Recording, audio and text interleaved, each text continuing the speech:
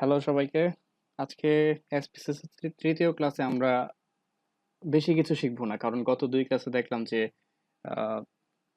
Outline অনুসারে চলতে গেলে দেখা যায় লাস্ট দিয়ে অনেক বেশি সময় লাগে। তো আজকে ওই কাজটা করব না। আজকে 1 ঘন্টার মধ্যে যতটুকু দেখানো যায় ততটুকু দেখাবো, বাকিটুকু হচ্ছে নেক্সট ক্লাসে কন্টিনিউ করব। তো এভাবে যদি আমাদের 12টা ক্লাসের বেশিও লাগে সেভাবে আমরা আগাবো, 14টা লাগুক 15টা লাগুক, বাট একদিনে আমরা 1 ঘন্টার বেশি পড়বো না। ঠিক আছে? তো স্লাইডটা ওপেন করি, আজকের টপিকগুলো দেখে নিই।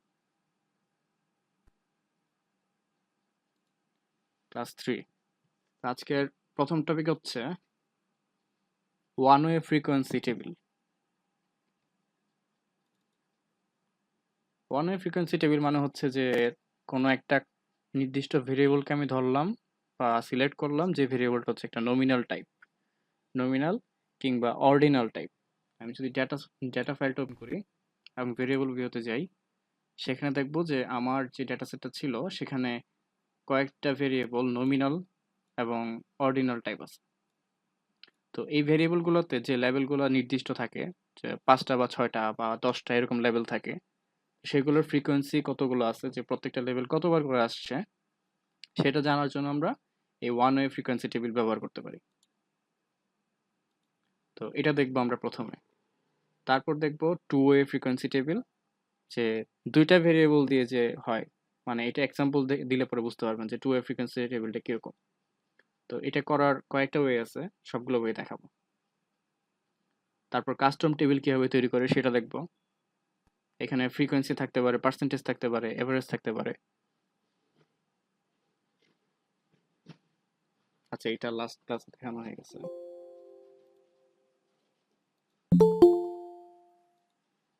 তারপর দেখবো হচ্ছে কিছু ডেসক্রিপটিভ স্ট্যাটিস্টিক্স সম্পর্কে একটু আলোচনা করবো, যে সেগুলোর মানে কি এবং কিভাবে সেগুলো নির্ণয় করতে হয়।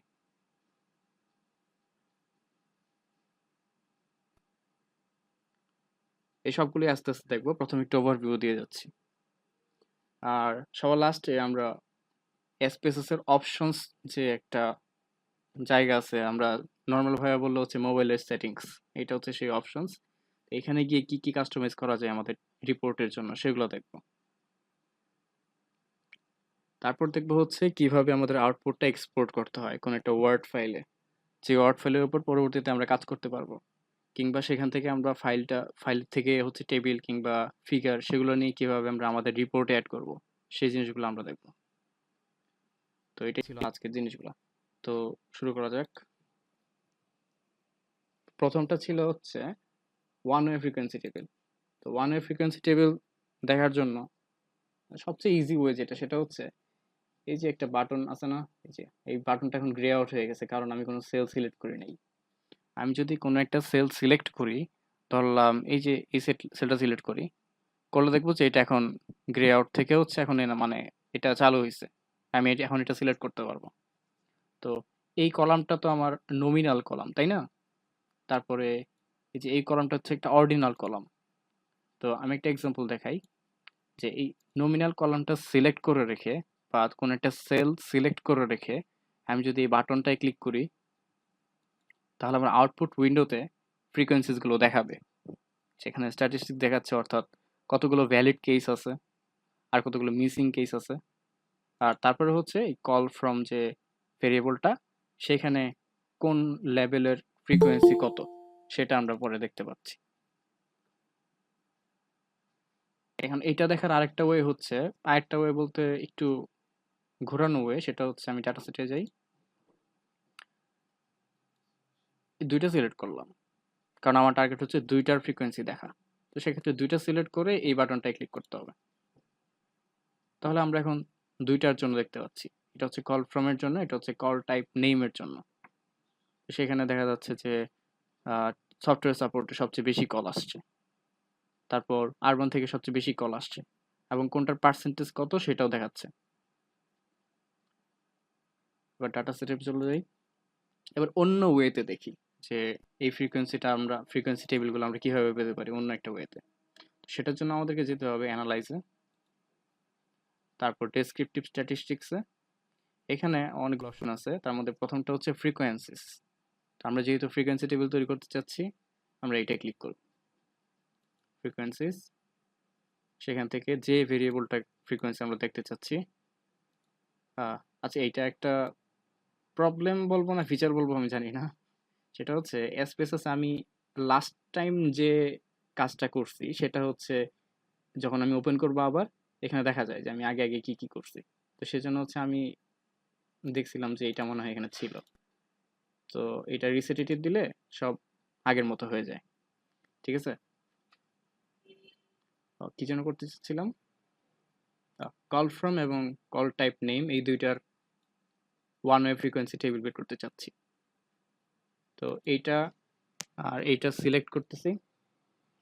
দুইটা কিভাবে সিলেক্ট করলাম, দুইটা সিলেক্ট করলাম হচ্ছে এইটা যখন সিলেক্ট করছি করার পর কিবোর্ডের কন্ট্রোল বাটন চেপে ধরে পরেরটা সিলেক্ট করছি, তাহলে হচ্ছে দুইটা সিলেক্ট করা যায়। আমি যদি চাই তাহলে এই যে লাস্টের তিনটা সিলেক্ট করতে পারবো, কিবোর্ডে কন্ট্রোল বাটনটা চেপে ধরে এটা, তারপর এটা, তারপর এটা, আমি জাস্ট মাউস দিয়ে এগুলো সিলেক্ট করে ফেলছি। তো এইভাবে হচ্ছে একটা একটা করে কাস্টম ভাবে সিলেক্ট করা যায়।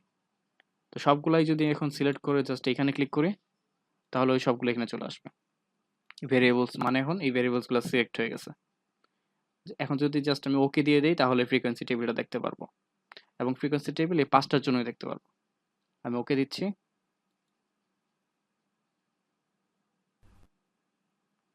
তো এখন যদি নিচে নামি এই ফ্রিকোয়েন্সি টেবিলসগুলো সব দেখা যাবে।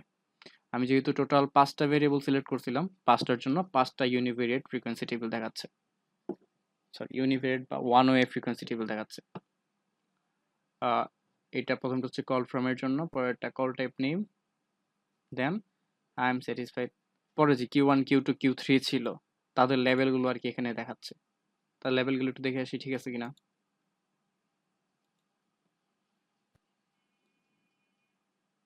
এই যে, সরি, কি হলো, আহ, এই যে এই লেভেলগুলো আর কি ওই টেবিলের উপর দেখাচ্ছে। ঠিক আছে, কারো কি কোনো প্রশ্ন আছে এই জায়গায়?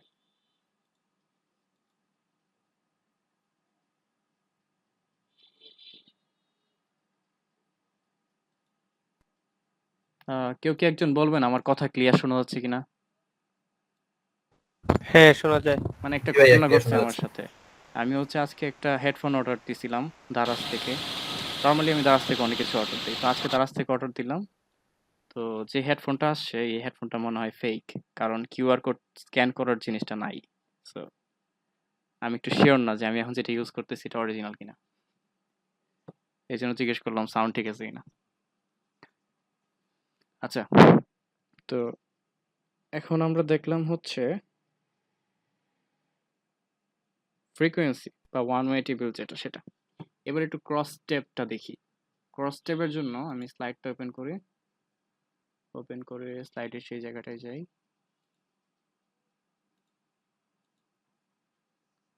ক্রস স্টেপ মানে হচ্ছে টু ওয়ে ফ্রিকোয়েন্সি টেবিল।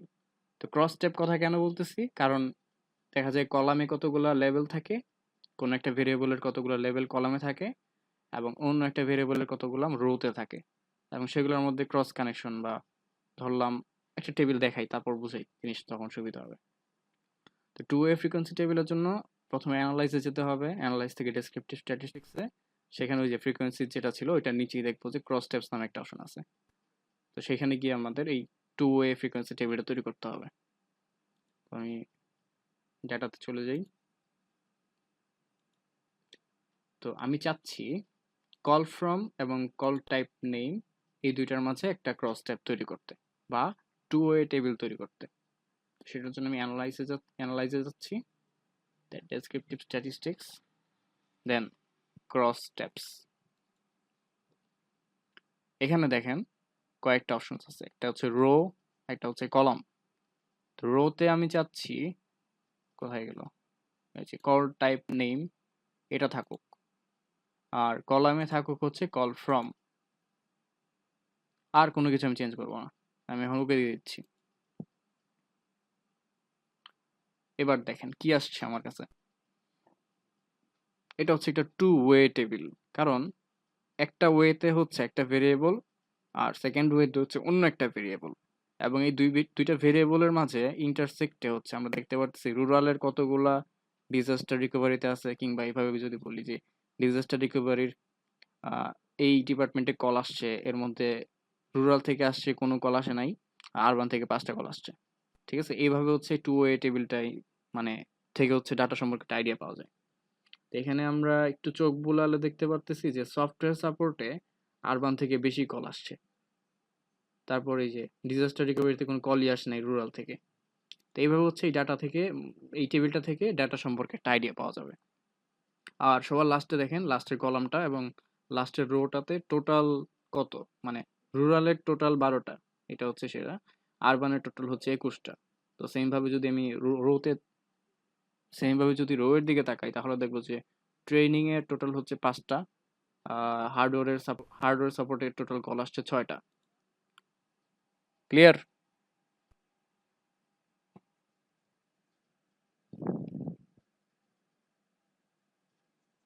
আচ্ছা, মনে করি ক্লিয়ার। তো এটা এই ক্রস টেবের আরেকটা উদাহরণ দেখি। ডাটাতে ফিরে যাই।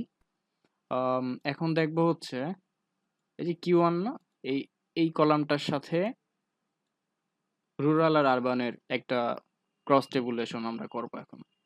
সেটার জন্য আমি আবার অ্যানালাইজে যাচ্ছি।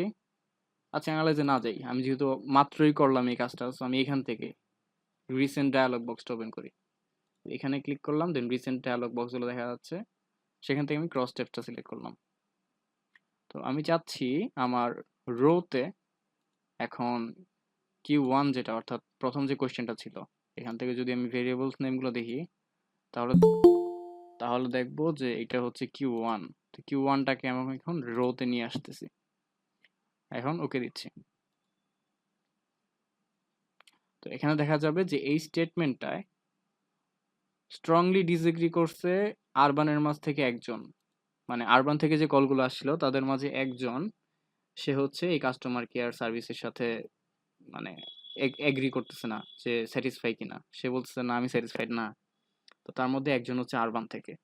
আর ম্যাক্সিমাম দেখা যাচ্ছে এগ্রি, স্ট্রংলি এগ্রি হচ্ছে 5জন, তারা সবাই আরবান থেকে। তো এভাবে হচ্ছে টু ওয়ে টেবিলটা দিয়ে এরকম এই ধরনের একটা আইডিয়া পাওয়া যায়।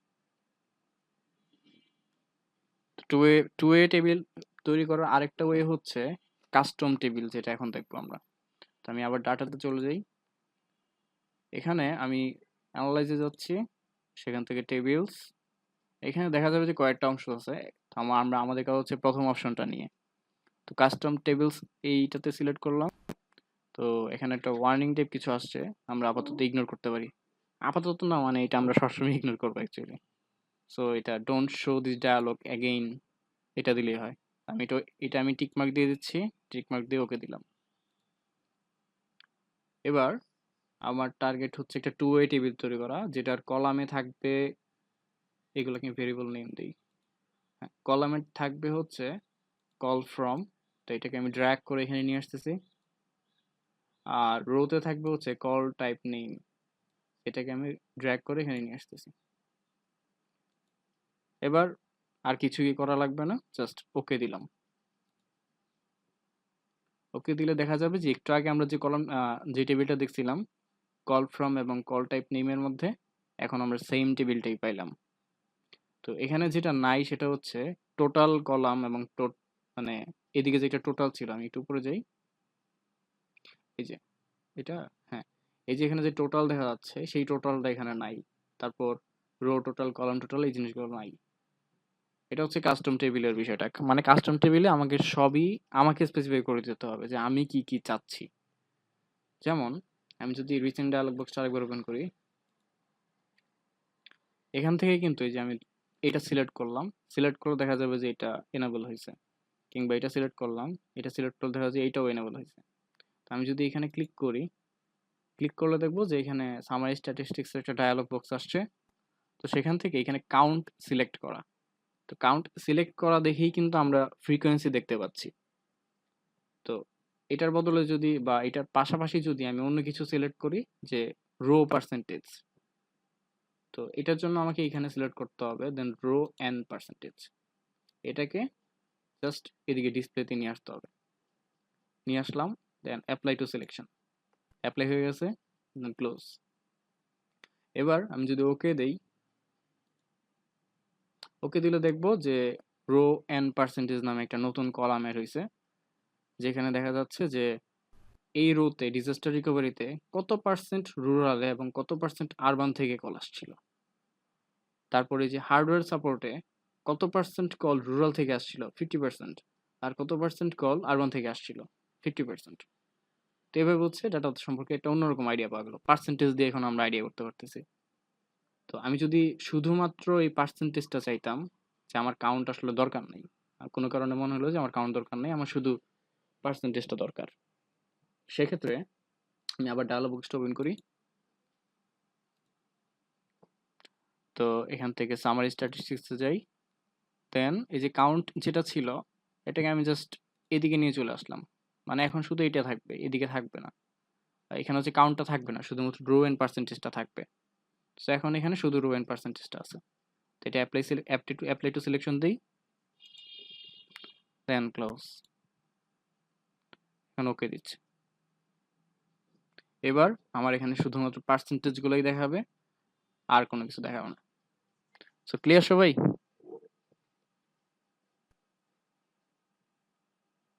জি ভাইয়া ক্লিয়ার। ওকে। তো সেম ভাবে কিন্তু কলাম পার্সেন্টেজও বের করা যাবে। তো আমাদের কোনটা দরকার সেটা ডিপেন্ড করতেছে হচ্ছে আপনি কি ইন্টারপ্রেট করতে চাচ্ছেন সেটার উপরে। যে আপনি যদি চান যে কল টাইপ নেম এটা হচ্ছে আমার অ্যাকচুয়ালি আমার জানার বিষয় যে এইখানে কলগুলা কোত্থেকে বেশি আসছে বা কোত্থেকে কম আসছে, তো সেক্ষেত্রে হচ্ছে রো পার্সেন্টেজটা নিতে পারেন। আর যদি আপনার টার্গেট থাকে কলাম দিয়ে ইন্টারপ্রেট করবেন, সেক্ষেত্রে আপনি কলামটা সিলেক্ট করে দেবেন। অর্থাৎ এই কাস্টম টেবিলসে গিয়ে, এই সামারি স্ট্যাটিস্টিক্সে গিয়ে জাস্ট রো পার্সেন্টেজের বদলে এই যে এখান থেকে এটা প্লাস করবেন, তো অনেকগুলো অপশন আসবে, সেখান থেকে কলাম এন্ড পার্সেন্টেজ যেটা সেটা সিলেক্ট করে দেবেন। আর যদি দেখেন যে এটা নাই, যেমন এই যে এখন কিন্তু এটা নাই, তো এটা আনবেন কিভাবে? আপনি জাস্ট এখানে সিলেক্ট করবেন, এখানে ক্লিক করবেন, তো তখন এটা চলে আসবে। আর একটা বিষয় হচ্ছে, এই দেখেন এই যে রো এন্ড পার্সেন্টেজ লেখাটা না, যদি আপনি চান যে এটা না থাকুক, তো সেক্ষেত্রে আপনি এই যে এটা হাইডে ক্লিক করতে পারেন, হাইড। তো হাইডে ক্লিক করে ওইটা চলে যাবে, আপনি ওকে দেন, তখন দেখা যাবে ওইটা এখন আর নাই। আরেকটা বিষয় হচ্ছে আপনি কিন্তু চাইলে যে আউটপুটটা চলে আসছে, তারপরে আপনি চাইলে হচ্ছে এইগুলো ডিলিট করতে পারবেন। যেমন আমি যদি আগের টেবিলটা যাই, এটা হচ্ছে আগের টেবিলটা, সেখানে আমি এই টেবিলটা ডাবল ডাবল ক্লিক করতেছি, এখানে লেখা আসছে ডাবল ক্লিক টু অ্যাক্টিভেট। তো আমি ডাবল ক্লিক করতেছি, ডাবল ক্লিক হওয়ার পরে আমি জাস্ট এই টেবিল, এই যে এই দুইটা সেল, এই দুইটা সেল সিলেক্ট করলাম, করে আমার কিবোর্ডে ডিলিট বাটনে ক্লিক করতেছি। ডিলিট বাটন ক্লিক করলে এটা ডিলিট হয়ে যাবে। এভাবে হচ্ছে কলামগুলো আপনারা নিজেদের মতো সাজিয়ে নিতে পারবেন। আর পরবর্তীতে চাইলে তো ওয়ার্ড ফাইল আছেই, সেখান থেকেও চেঞ্জ করে নিতে পারবেন।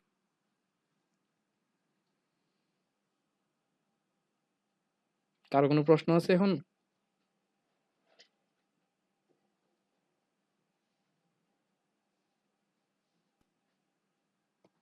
ঠিক আছে, এখন একটা মজার জিনিস দেখাই। আমি ডেটাতে যাই, সেখান থেকে আমি Q1 যে টেবিলটা ছিল, সরি কলামটা ছিল, সেই কলামটার দিকে আমরা একটু নজর দিই। তো আমরা তো জানি যে এখানে আসলে আমাদের 5টা লেভেল আছে। একটা হচ্ছে স্ট্রংলি ডিসএগ্রি, দেন ডিসএগ্রি, নিউট্রাল, এগ্রি এবং স্ট্রংলি এগ্রি। তো আমরা যখন ফ্রিকোয়েন্সি লেভেল তৈরি করব তখন তো আমাদের এই 5টাই আসার কথা, তাই না? তো আমরা যদি একটু খেয়াল করি, এটা আমি কলামটা সিলেক্ট করলাম, বা জাস্ট এখানে একটা সেলের মাঝে আমার সিলেক্ট করে এখানে যদি ক্লিক করি, করলে দেখবো যে স্ট্রংলি ডিসএগ্রি আছে, নিউট্রাল আছে, এগ্রি আছে, স্ট্রংলি এগ্রি আছে। বাট আমার ডিসএগ্রি বলে যে একটা অপশন ছিল বা লেভেল ছিল, সেটা কিন্তু নাই। তো না থাকার কারণ কি? না থাকার কারণ হচ্ছে এই ডিসএগ্রি যে অপশন ভ্যালুটা লেভেলটা ছিল, সেটার ফ্রিকোয়েন্সি জিরো। তো জিরো যে জিরো যে ভ্যালু বা ফ্রিকোয়েন্সি সেটা আসলে আমরা দেখতে পাচ্ছি না। তো সেটা দেখার জন্য আমরা কিন্তু এখন ওই কাস্টম টেবিলটা ইউটিলাইজ করতে পারি। সেটার জন্য আমি এখন ডেটাটাতে আবার ফেরত যাই। তো সেখান থেকে অ্যানালাইজ টেবিলস, কাস্টম টেবিলস। তো এই যে দেখেন, আমি একটু আগে যা যা করছিলাম সেগুলোই দেখাচ্ছে। তো আমি এখন রিসেট দিয়ে দিচ্ছি। রিসেট দিয়ে দিলে অল ট্যাপস, হ্যাঁ, রিসেট দিয়ে দিলে সব একদম মানে ক্লিয়ার হয়ে যাবে। তো আমার টার্গেট হচ্ছে এই প্রথম ভেরিয়েবলটাকে নিয়ে। তো এটাকে আমি এখন এখান থেকে ড্র্যাগ করে রোতে নিয়ে আসি। এখানে দেখা যাচ্ছে যে স্ট্রংলি সামথিং, তারপর ডিসএগ্রি, নিউট্রাল, আবার এগ্রি, স্ট্রংলি সামথিং। এখন কিন্তু আমরা 5টা দেখতেছি, কিন্তু একটু আগে কিন্তু আমরা দেখছিলাম 4টা আছে, কারণ একটার কোনো ফ্রিকোয়েন্সি ছিল না। তো আসলে যে ছিল না সেটাই এখন দেখবো যে আসলে ছিল নাকি আসলে ছিল। তো ওকেতে ক্লিক করি। ওকেতে ক্লিক করলে দেখা যাচ্ছে যে এই যে স্টেটমেন্টটা, এই স্টেটমেন্টটাতে ডিসএগ্রি কেউ সিলেক্ট করে নাই, যে কারণে এটা ফ্রিকোয়েন্সি 0। কথা হচ্ছে একটু আগে আমরা পাই নাই, এখানে নাই, বাট এখানে আছে কেন? কারণ ডায়ালগ বক্সটা আমি আরেকবার ওপেন করি, ওপেন করে দেখাই যে এটা আসলে কেন আছে। এখানে যে ক্যাটাগরিজ এন্ড টোটালস যেটা, সেটা সিলেক্ট করেন। করলে দেখবেন যে এখানে কিন্তু একটা জিনিস আছে, আহ, এই লেভেলগুলোকে আমি চাইলে উপরে নিচে করতে পারবো, যে এটাকে আমি নিচে রাখতে পারবো। তো তখন দেখা যাবে যে টেবিলে স্ট্রংলি ডিসএগ্রিটা নিচে চলে আসছে, ডিসএগ্রিটা উপরে চলে গেছে। এভাবে হচ্ছে উপরে নিচে করা যাবে। তারপর আপনি মনে করেন আপনি চাইলেন যে নিউট্রালের ফ্রিকোয়েন্সিগুলো আপনার জানা দরকার নাই, সেক্ষেত্রে হচ্ছে আপনি এটাকে সিলেক্ট করে জাস্ট এক্সক্লুড করে দিতে পারবেন। তখন কিন্তু এই নিউট্রালের ফ্রিকোয়েন্সিটা এখানে দেখাবে না, টেবিলে দেখাবে না। ঠিক আছে? এটা তো উপরে যাবে। হুম। তো এইভাবে হচ্ছে আমাদের আউটপুটগুলো ছিল।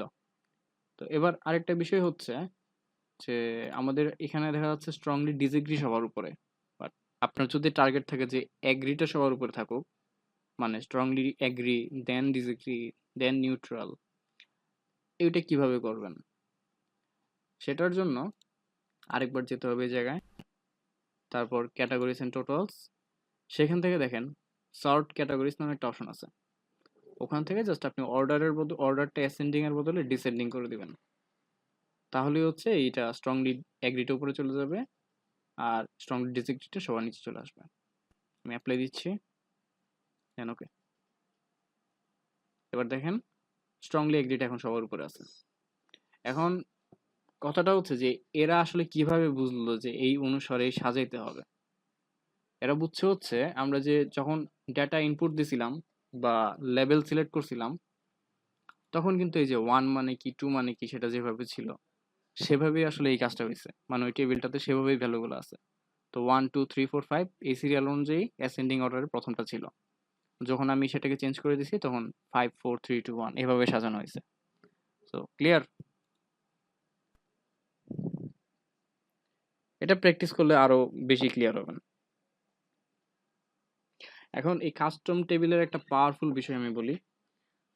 আহ, এই যে আমাদের যে 3টা ভেরিয়েবল ছিল Q1 Q2 Q3, তো প্রত্যেকটাই তো স্টেটমেন্ট, তাই না? এবং প্রত্যেকটাতেই 1 মানে হচ্ছে স্ট্রংলি এগ্রি, 1 মানে কি, সরি, 1 মানে হচ্ছে স্ট্রংলি ডিসএগ্রি, 2 মানে হচ্ছে ডিসএগ্রি, এরকম। তার মানে হচ্ছে প্রত্যেকটা লেভেলেরই যে প্রত্যেকটা ভ্যালুরই যে লেভেল সেগুলো সেম। তো সেক্ষেত্রে আমরা কিন্তু প্রত্যেকটাকে একসাথে করে একটা নতুন টেবিল তৈরি করতে পারবো। টেবিলটা হচ্ছে এরকম, আমি স্লাইডে দেখাই। এই যে এরকম একটা টেবিল আমরা তৈরি করতে পারবো আমাদের সার্ভের জন্য বা অ্যানালাইসিসের জন্য। সেখানে হচ্ছে স্ট্রংলি ডিসএগ্রি কত পার্সেন্ট ছিল, ডিসএগ্রি কত পার্সেন্ট ছিল, এবং কোন কোয়েশ্চেনের জন্য কোনটাতে কত পার্সেন্ট ছিল, সেগুলো হচ্ছে আমরা এখন দেখাইতে পারবো। তো ওইটাই এখন দেখবো। এসপিএসএস এ যাই, এখন দেখি এই টেবিলটা কিভাবে তৈরি করা যায়। সেটার জন্য কাস্টম টেবিলে যাব। সো যেহেতু মাত্র ইউজ করছি, সো রিসেন্ট ডায়ালগ বক্সটা ওপেন করি, কাস্টম টেবিল, এখন রিসেট দিয়ে দিই। ওকে, সব ক্লিয়ার। এবার আমার টার্গেট হচ্ছে এই 3টা ভেরিয়েবল, লাস্টের 3টা। সো লাস্টের 3টাতে আমি সিলেক্ট করি। সিলেক্ট করে দেখেন এখানে স্ট্রংলি ডিসএগ্রি, ডিসএগ্রি, নিউট্রাল সবগুলাই কিন্তু আসছে। বাট যদি এই যে এইটা যদি আমরা রিভার্স রেকর্ড না করতাম, মনে আছে কিনা গত ক্লাসে আমরা রিভার্স রেকর্ড করছিলাম, অর্থাৎ এটা যদি 5 থাকে সেটাকে 1 বানাই দিছিল, 4কে 2 বানাচ্ছিল, বাট লেভেলটা সেম রাখতেছিল। অর্থাৎ আমাদের যেটা চাওয়া সেটা ঠিক আছে, অর্থাৎ 5 এই প্রথমটা কিন্তু স্ট্রংলি এগ্রি ছিল, যখন আমরা রিভার্স রেকর্ড করছি তারপরেও এটা স্ট্রংলি এগ্রিই আছে, বাট বিহাইন্ডে যে ভ্যালুটা সেটাই উল্টায় গেছে। তো উল্টানোর কারণে যেটা হয়েছে সেটা হলো এই Q1 Q2 এর সাথে Q3 এর যে ভ্যালুগুলো ছিল সেগুলো এখন কনসিস্টেন্ট হয়েছে। সো কনসিস্টেন্ট হওয়াতে এখন আমরা এই তিনটা একসাথে সিলেক্ট করতে পারতেছি, এবং একসাথে সিলেক্ট করলেও তাদের ক্যাটাগরিগুলো সব সেম দেখাচ্ছে। তো আপনাদের কাছে প্রথম ক্লাসের যে ডেটা ছিল সেটা যদি ওপেন করে এখানে আসেন, তারপরে তিনটা সিলেক্ট করেন, দেখবেন যে এটা করা যাচ্ছে না। দেখা যাবে যে এই লাস্টেরটা যখন সিলেক্ট করবেন তখন দেখা যাবে যে লেভেল সেম না, এরকম একটা ওয়ার্নিং দিচ্ছে। যেমন এই দুইটা যদি সিলেক্ট করি, তারপর যদি এটা সিলেক্ট করি, আমাকে দেখাবে যে মিক্সড সিলেকশন, অর্থাৎ এদের যে লেভেল আর এটার যে লেভেল সেগুলো সেম না। এই কারণে হচ্ছে আমি তিনটা একসাথে সিলেক্ট করে কোনো কিছু করতে পারবো না। মানে কোনো কিছু করতে পারবো না মানে হচ্ছে আমার যেটা টার্গেট সেটা করতে পারবো না, কোনো কিছু অবশ্যই করা যাবে। তো এই তিনটাকে সিলেক্ট করে রোতে নিয়ে আসি। তো রোতে নিয়ে আসার কারণ কি? কারণ আমার টার্গেট হচ্ছে এই কোয়েশ্চেনগুলো যেন রোতে থাকে। এবার একটা ট্রিক খাটাইতে হবে, সেটা হচ্ছে এই যে ক্যাটাগরি পজিশন। আমাদের যেহেতু সবগুলোর ক্যাটাগরি সেম, তো আমি কিন্তু চাইলে এই ক্যাটাগরিগুলোকে কলামে নিয়ে যেতে পারবো। বাট সেটা নেওয়ার ওয়েটা কিন্তু এরকম না যে আমি এটাকে ধরে ড্র্যাগ করে এখানে নিয়ে আসবো। ড্র্যাগ করে নিয়ে আসতে দেখা যাবে মানে এই কোয়েশ্চেনটা জাস্ট এখানে চলে গেছে। আমাদের তিনটা কোয়েশ্চেন না, তিনটার মধ্যে একটা দেখা যায় এখানে চলে গেছে। তো ওইটাকে আবার আগের জায়গায় নিয়ে আসি। তো এবার আমি ঠিক করি জিনিসটা কিভাবে করা যাবে। সেটার জন্য ক্যাটাগরি পজিশনে যেতে হবে, এবং এখানে একটা অপশনই বাকি আছে ডিফল্ট ছাড়া, সেটা হচ্ছে রো লেভেলস ইন কলামস। এটা সিলেক্ট করে দিতে হবে। ঠিক আছে না? এখন মোটামুটি একটা মানে আমাদের যেটা চাওয়া সেরকম ফরম্যাট চলে আসতেছে প্রায়। এখান থেকে আমি যদি হাইডে ক্লিক করি, তাহলে হচ্ছে যে কাউন্টের যে রোটা আছে সেটা চলে যাবে। তো আমি হাইডে ক্লিক করি, ওইটা চলে গেছে। তো এখন আমরা জানি যে বাই ডিফল্ট আসলে আমাদেরকে ফ্রিকোয়েন্সি দেখায়, বাট আমার টার্গেট তো হচ্ছে রো ওয়াইজ পার্সেন্টেজ দেখা, অর্থাৎ এই কোয়েশ্চেনের জন্য কোন ক্যাটাগরিতে কত পার্সেন্ট রেসপন্স আসছে সেটা দেখা। So, সেটার জন্য আমি এখানে সিলেক্ট করলাম, সরি এটা সিলেক্ট করলাম, সামারি স্ট্যাটিস্টিক্স। এখান থেকে আমরা কাউন্টটাকে বাদ দিয়ে দিব, বাদ দিয়ে রো পার্সেন্টেজটাকে এখানে নিয়ে আসবো, and apply to selection, close. আচ্ছা আচ্ছা, অ্যাপ্লাই টু অল দেওয়া দরকার ছিল, কারণ আমি এটা সিলেক্ট করছিলাম তো শুধু এটার উপর হয়ে গেছে। তো আমার সবগুলো দেওয়া দরকার ছিল। তো summary statistics apply to all, okay, close. এবার সবগুলোতে আসছে। এই পর্যন্ত সবাই ক্লিয়ার? আচ্ছা, ধরে নিচ্ছি ক্লিয়ার। আর কোনো ভিডিওটা আটকাই গেছে মনে হয়, কাজ করতেছে না। কি শুধু আহ, আমার নাকি সবার? কারোর কি সমস্যা হচ্ছে? আমি কিন্তু হ্যাঁ, এখন সবারই। সবার শেষ 1 মিনিট ভিডিও আটকাই গেছিল ভাইয়া। ভিডিও আটকে গেলে বলতে হবে, বলতে হবে। আমি একটু একটা কাজ করি। অডিও। লাস্ট কিছুক্ষণের ভিডিও সবাই দেখতে পায় নাই মনে হয়। আচ্ছা আচ্ছা, ঠিক আছে, দাঁড়ান আমি আবার রিপিট করি তাহলে। কোন পার্টটাতে ছিলাম? পার্সেন্ট। এখন তো দেখা যাচ্ছে নাকি?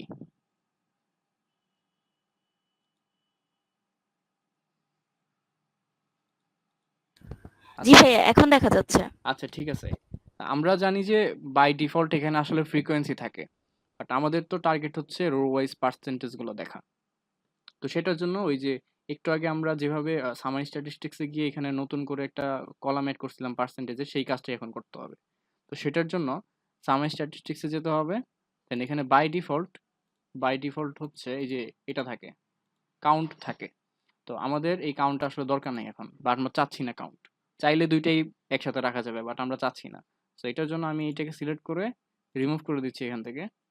আর রিমুভ করে দিয়ে রো পার্সেন্টেজ থেকে রো এন্ড পার্সেন্টেজ যেটা প্রথমটা, সেটাকে আমি সিলেক্ট করতেছি। দেন ভিডিও দেখা যাচ্ছে না তো।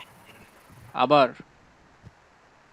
আচ্ছা, আমি আমি একটু তাহলে ওয়াইফাইটা চেঞ্জ করে নিই, মোবাইল ডাটা নিয়ে দিই।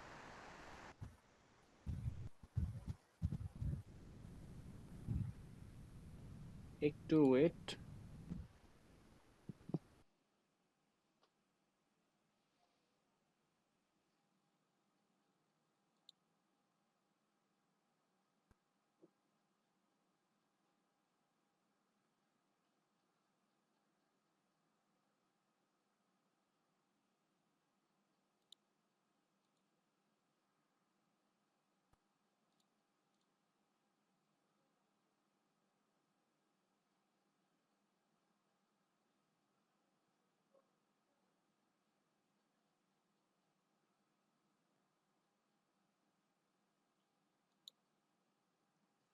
হ্যালো, এখন কি মাউসের নাড়াচড়া দেখা যাচ্ছে?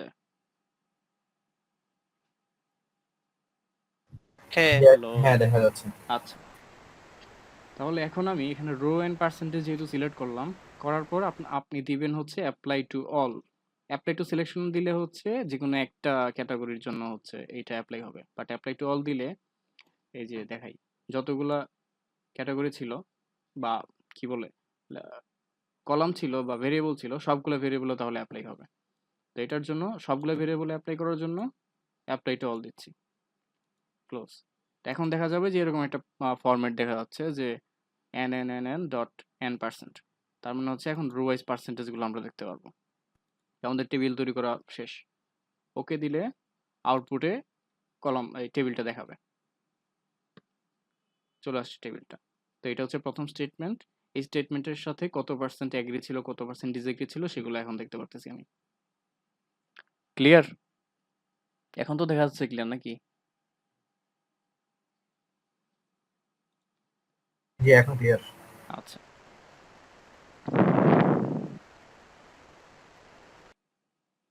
এবার আমরা একটু থিওরিতে চলে যাই।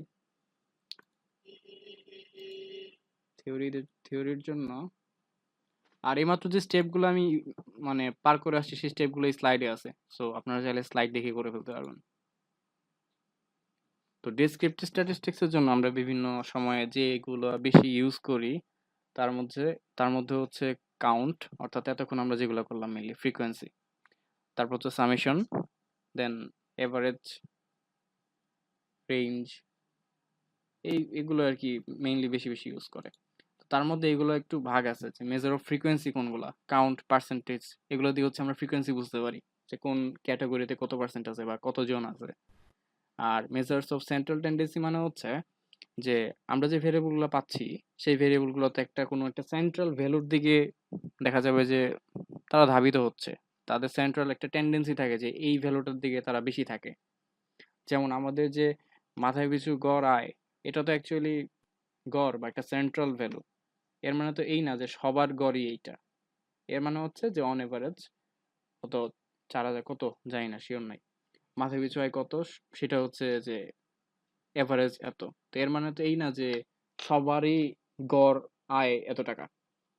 এর মানে হচ্ছে যে আশেপাশে কিছু ভ্যালু আছে। তো আশেপাশে কতটুকু ছড়ানো সেটা বোঝার জন্য হচ্ছে আমরা এই মেজার্স অফ ডিসপারশন বা ভেরিয়েশন এটা ইউজ করি।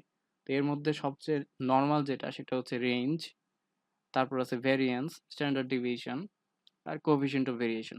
তো কোএফিসিয়েন্ট অফ ভেরিয়েশনটা আমি বেশি আলোচনা করব না, কারণ এসপিএসএস এ সরাসরি এটা বের করার কোনো ওয়ে নেই, বাট এটার ফর্মুলা আছে, বের করা যায় স্ট্যান্ডার্ড ডেভিয়েশন এবং মিন থেকে। তো এই standard deviation divided by mean করলে হচ্ছে এই কোএফিসিয়েন্ট অফ ভেরিয়েশনটা পাওয়া যায়। বাট এটা ডিরেক্ট থাকে না, ডিরেক্ট আমরা আউটপুটে স্ট্যান্ডার্ড ডেভিয়েশন পাবো, মিন পাবো। তো এই দুইটা দিয়ে হচ্ছে আমরা ডেটার একটা শেপ কিরকম হয় সেটা সম্পর্কে আইডিয়া পেয়ে যাই।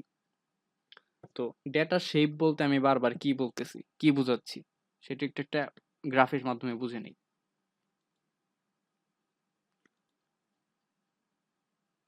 এই গ্রাফটার দিকে একটু তাকান। এই গ্রাফটাতে ইজি, কিন্তু জিনিসটা ইজি। অনেকে হয়তো প্রথমবার দেখে ভয় টয় পাইতে পারেন, ভয় পাওয়ার কিছু নাই।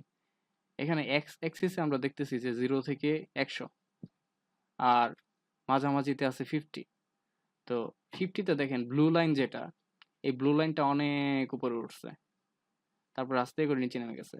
তো 50তে যে এত উপরে উঠছে এটার মানে হচ্ছে যে ধরলাম এটা কোনো একটা ভেরিয়েবল, মনে করলাম কোয়েশ্চেন ওয়ান, যদিও কোয়েশ্চেন ওয়ান এর না এটা, ধরলাম যে কোয়েশ্চেন ওয়ান। তো কোয়েশ্চেন ওয়ান এর মাঝে এই 50 নাম্বার যে মানে ভ্যালু, এই ভ্যালুটা বেশি সংখ্যক বার আসছে, কিংবা 50-এর আশেপাশে যে ভ্যালুগুলা সেগুলো বেশি সংখ্যক বার আসছে, সেজন্য এই জায়গাটা হচ্ছে এরকম স্টিপ বা অনেক উঁচু হয়ে গেছে। আর এই যে একদম নিচে নেমে গেল না, এরপর আর কিছু নাই, মনে হচ্ছে যে এইদিকে আর কোনো কিছু নাই। তো এর মানে হচ্ছে যে এই এই যে এখানে যে নাম্বারটা খুব সম্ভবত 30 বা 32, এটার পরে আর কোনো অবজারভেশনস নাই। তো এটা হচ্ছে আমরা একটু পরে যখন আমরা ডেটা দেখব সেখানে হচ্ছে এই বিষয়টা আরো ক্লিয়ার হবে যে এখানে কি হচ্ছে আসলে। তো এখানে নিচে দেখেন, আমি আসলে স্ট্যান্ডার্ড ডেভিয়েশনটা বোঝানোর জন্য এই গ্রাফটা রাখছি। এখানে ব্লু যে লাইনটা আছে এই ব্লু লাইনটা হচ্ছে স্ট্যান্ডার্ড ডিভিয়েশনের ভ্যালু 5। তো স্ট্যান্ডার্ড ডিভিয়েশনের ভ্যালু যখন বড় হচ্ছে আস্তে আস্তে, যে এখানে 10 হয়ে গেছে রেড লাইনটাতে, তো 10 দেখেন আর একটু বেশি ছড়ানো, তার মানে এখানে ডিসপারশনটা বেশি বা ভেরিয়েন্সটা বেশি। তারপর যে গ্রিন লাইনটা আছে সেটা দেখেন 20, তার মানে এই 5 থেকে যখন 20 হয়ে যাচ্ছে এই ডাটার ভেরিয়েন্সটাও কিন্তু তত বেড়ে যাচ্ছে বা তত বেশি ছড়ানো হচ্ছে। আর যত ছড়ানো হচ্ছে দেখেন এটা কিন্তু তত নিচের দিকে নেমে যাচ্ছে। এটা হচ্ছে ভেরিয়েন্সের বিষয়টা। তো ডেটাতে সাধারণত ভেরিয়েন্স যদি বেশি হয় সেটা একটু প্রবলেমেটিক, তো ভেরিয়েন্সটা কম হওয়াটাই বেটার। আর ভেরিয়েন্স বেশি বা কম এটা আবার ডিপেন্ড করতেছে ডেটাটা আসলে কি বা ভেরিয়েবলটা কি সেটার উপরে। তো এবার আরেকটা কনসেপ্ট সেটা হচ্ছে স্কিউনেস কি। আমি কিন্তু কিছু জিনিস বাদ দিয়ে দিছি আপনাদের বলি নাই, তার মধ্যে হচ্ছে এই সেন্ট্রাল টেন্ডেন্সির বিষয়গুলা। যে মিন মানে কি, আমার মনে হয় মিন মানে সবাই জানি যে মিন মানে কি। কতগুলা ভ্যালু যদি যোগ করে নাম্বার অফ ভ্যালু দিয়ে ভাগ করি সেটাই মিন। আর মিডিয়ান হচ্ছে যে ডেটাকে যদি আমরা সাজাই, কোনো একটা অর্ডারে সাজাই, তো তাদের যে মিড ভ্যালুটা সেটা হচ্ছে মিডিয়ান। এগুলো হচ্ছে আমরা 9-10-এ অনেক প্রবলেম বা ঝামেলা করে শিখি। তো আশা করি এগুলো নিয়ে আবার ঝামেলা করব না। আমরা এখন শুধুমাত্র ডেটাটা ইনপুট দিব, এসপিএসএস এ জাস্ট লিখে দিব ডেসক্রিপটিভ স্ট্যাটিস্টিক্স, সিলেক্ট করব, চলে আসবে। এখন আমাদের ক্যালকুলেশন করার কোনো সমস্যা নাই। আর লাস্টে হচ্ছে মোড। মোডটা আমরা মেইনলি ইউজ করব হচ্ছে নমিনাল এবং অর্ডিনাল যে ভেরিয়েবল টাইপ ছিল সেগুলোর ক্ষেত্রে। আর মোড মানে হচ্ছে কোন লেভেলটা সবচেয়ে বেশি সংখ্যক বার আসছে। যেমন আমি যদি ডেটাতে যাই এবং এখানে দেখি, এটা সিলেক্ট করে আমি জাস্ট এখানে ডেসক্রিপটিভ স্ট্যাটিস্টিক্সটা দেখি, এখানে দেখতেছি মোড 4। তার মানে 4 যেটা ছিল, 4 কি ছিল, 4 ছিল হচ্ছে এই যে 4 কি ছিল খেয়াল নাই তো, 4 ছিল মনে হয় এই যে এগ্রি। তার মানে এগ্রি সবচেয়ে বেশি সংখ্যক বার আসছে, এটাই মোড। মোডটা তাহলে আমরা কোথায় ইউজ করতেছি, নমিনাল কিংবা অর্ডিনাল ডাটার ক্ষেত্রে। তারপর ছিল ও এখানে ছিলাম আমরা, স্কিউনেস মানে কি। স্কিউনেস হচ্ছে একটা নতুন, মানে অনেকের কাছে নতুন হইতে পারে বাট অনেকে আশা করি আইডিয়া আছে। তো স্কিউনেস মানে হচ্ছে যে আমার ডেটাটা কতটুকু একটা নির্দিষ্ট ভ্যালুর দিকে স্কিউড। যেমন আমাদের বাংলাদেশের কি বলবো ইনকাম নিয়ে যদি একটু চিন্তা করি, সেখানে দেখবো যে বেশিরভাগ মানুষই হচ্ছে লোয়ার ইনকাম গ্রুপে, বাট খুব কম সংখ্যক মানুষই খুব হায়ার ইনকাম, ধরলাম যে মাসে তাদের 4 লাখ টাকা 5 লাখ টাকা ইনকাম, তারা হচ্ছে এই দিকটাতে। মানে এদিকে হচ্ছে পজিটিভ ভ্যালু আর এদিকে হচ্ছে আস্তে আস্তে কম। আমি যদি মনে করি এই পয়েন্টটা হচ্ছে জিরো, জুম করে দেখাই, এই যে এই পয়েন্টটা যদি জিরো হয় আর এই পয়েন্টটা যদি 10 লাখ টাকা হয়, তাহলে দেখেন 10 লাখ টাকার বা ধরেন 1 লাখ টাকার চেয়ে এই পর্যন্ত হচ্ছে 1 লাখ টাকা, তো এদিকে কিন্তু মানুষ খুবই কম বা এরিয়াটাও কিন্তু কম, তাই না?